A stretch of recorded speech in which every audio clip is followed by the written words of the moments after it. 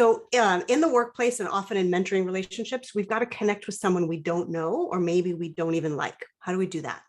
Here's my response. I used to work for an organization called World in Conversation, and the whole premise of the group was to get people to sit down in a circle, strangers, to talk about stuff, really soft, fluffy topics like race relations, long-term conflict, politics, gender, sexuality, religion, etc., for 90 minutes.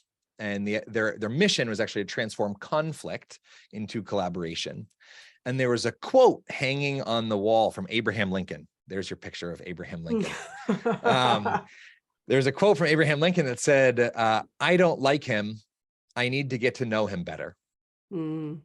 And for years, I loved that quote. I was like, oh, this is such an inspiring quote. It's motivating for me when somebody is annoying or frustrating, or for whatever reason I don't like, or I'm not clicking with them.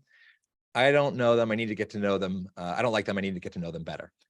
Now, I'll just to end on a funny note, I will say that idea was shattered a bit when I saw the rest of that quote, which was in the context of, I believe said in the context of like military. And it was, I don't like them. I need to get to know them better so that I can destroy my enemy.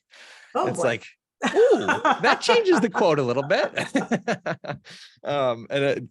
While like a humorous end, I do actually think that that is a line that we have to toe, and a reason some people may not want to be vulnerable. There is risk inherent in vulnerability, and people like who have had their trust broken or have been exploited in some sort of way in the past, the idea of being vulnerable isn't real attractive. And so, yeah, just like being really mindful of that balance. So all that said, my insight would be the first part of the quote: get to know them better. If you don't like them, get to know them better. Because I think typically when you get to know people enough and enough of their contexts and some of the things that trigger you in whatever way that is, tend to fade away or get situated and put in a box of like, right, I have a friend who is amazingly loud. It is so embarrassing to go out to dinner with them. He is so loud, very, very fun. One of my best friends, but so unbelievably loud. But his father, as he was growing up, was really hard of hearing. And so he learned his decibel level just had to be up here if he wanted to be heard.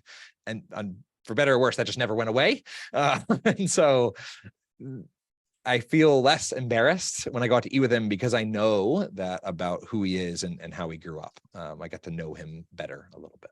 Yeah, it helps you take the judgment out of it, right?